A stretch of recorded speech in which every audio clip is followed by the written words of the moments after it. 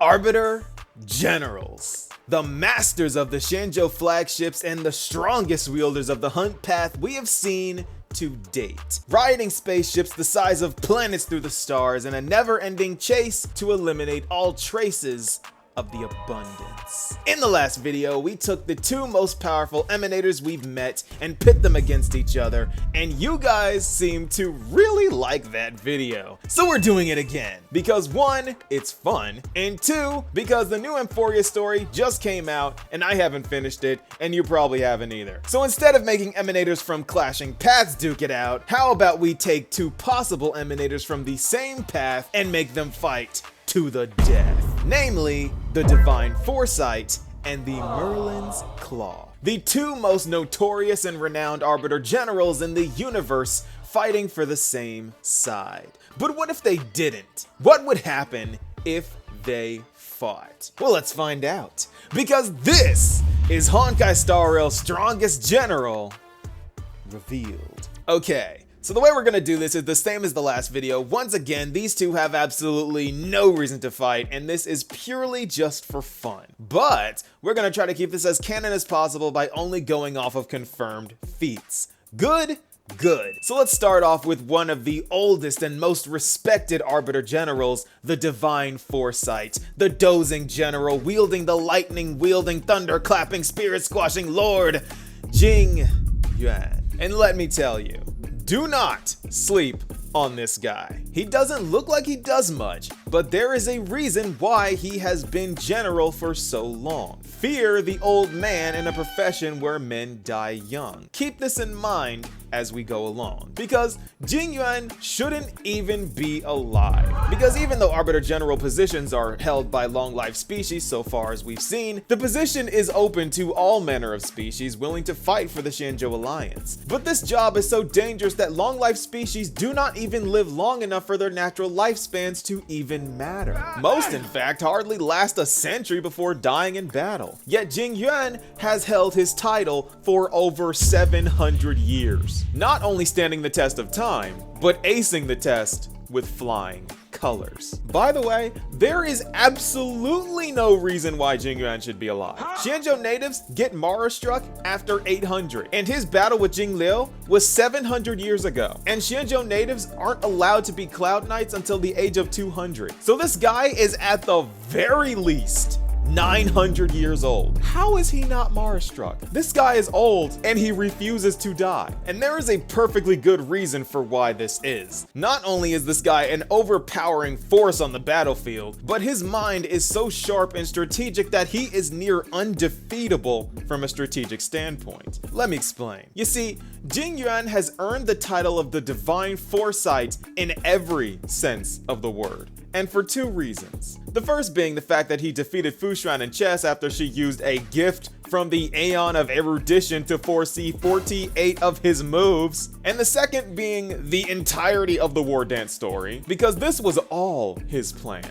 The war dance took place on the Luofu, and Jing Yuan took full advantage of his home turf to put on an absolute masterclass. Because when you look back on this story, Jing Yuan had to devise a strategy to stop Hulei, crush the Vidyadhara's coup, make sure Yanqing and Yun Li got along, and watch over the war dance, all while being under investigation by Feixiao and Huayan. And on top of all of that, he had to make sure the express crew were notified of the entire situation. This guy had a lot on his plate, yet this was light work, because he managed to solve all of these issues at once, and he barely left the seat of Divine Foresight. Yes, Feixiao got the kill, but it was all according to Jing Yuan's plan. He cornered the Elder Vidyadhara, he led Hulei to the Sky Splitter, and he made sure Yanqing and Yun Li made nice the whole time. All while keeping us Danheng and March 7th in the action, but never at risk. But that's not all. He also managed to flex on Huayan by showing him how much better his student was than Yun Li, which is the most grandparent thing ever. But even though his mind is his sharpest weapon, it is not his only weapon, because the dozing general's swordplay is quite possibly unmatched as well. And this is because his mentor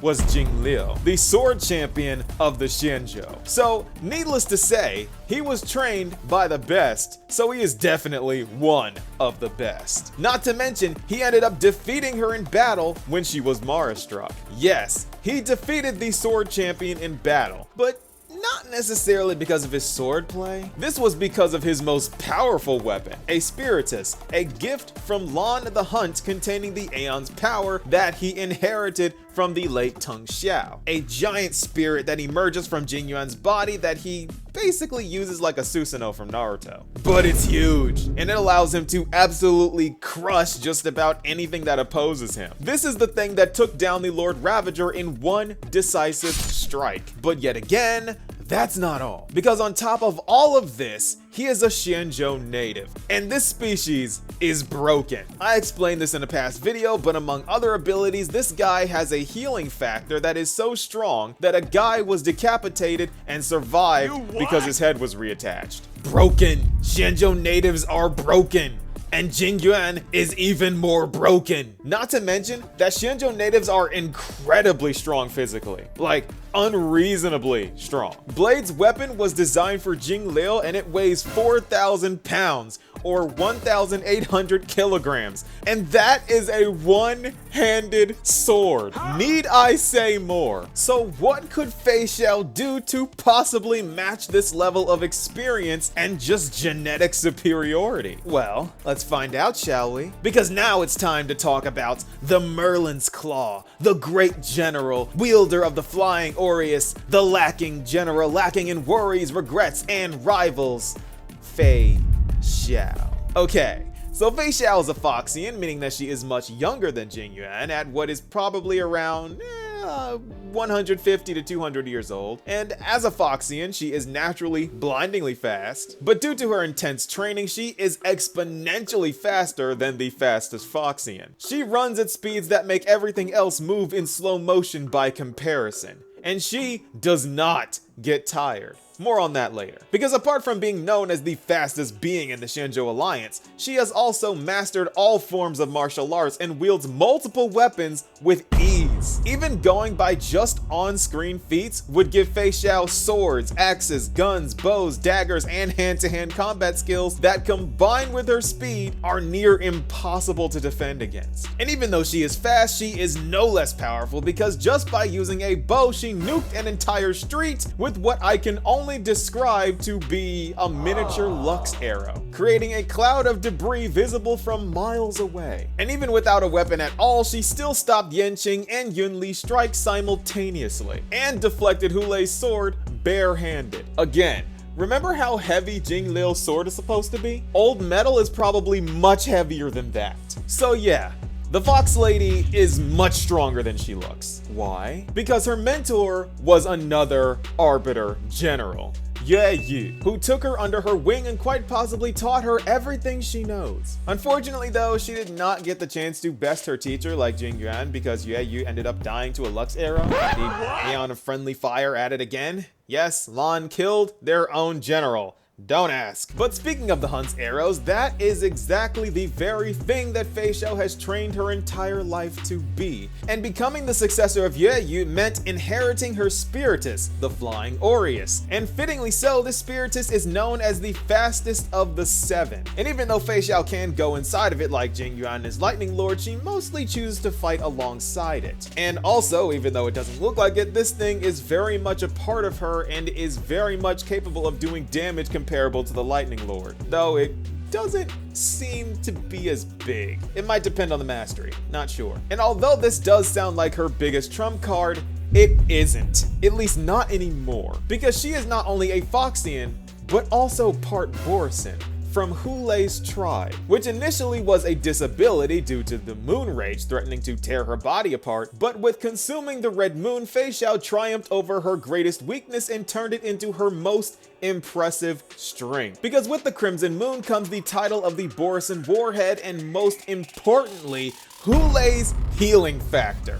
A healing factor so strong that Hulei survived 700 years without food, while being tortured with a punishment meant to be fatal, unendingly. Meaning all kinds of poisons, mortal wounds, and mental torment were all nullified by this healing factor that Feixiao now has. So she not only has the gaze of Lan empowering her along with her spiritus, but she also has a body now blessed by the abundance, being everything her nation loves and hates at the exact same time. Referring back to her stamina, this is also why Feixiao can train as hard as she does without getting tired. That's the abundance part of her working. It's always been there, but the drawbacks are now gone because of the Crimson Moon. Now, with all of this in mind, the moment of truth.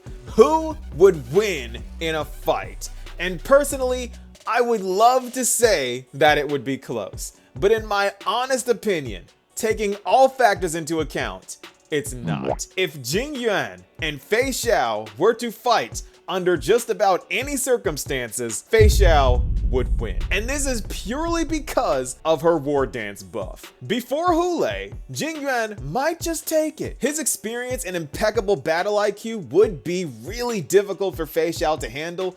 However, the healing factor that Hule possessed made him a monster so impossible to kill that it is heavily implied that he would have needed to be thrown into a star in order to put him down for good. And this is something I don't think Jing Yuan is capable of in a simple 1v1. Even if I were to give the brute strength advantage to Jing Yuan, when he defeated Jing Liu with his lightning lord, she survived and she's just a Shenzhou native. Still a strong healing factor, but not nearly Hule level. If she was able to survive and walk away from that without being crippled, Feixiao is shrugging that off. Let's be honest here. Jing Yuan just doesn't have the firepower capable of killing someone like Feixiao right now. Thus, the lacking general is still lacking in rivals. Because this is Honkai Star Rail's strongest general revealed.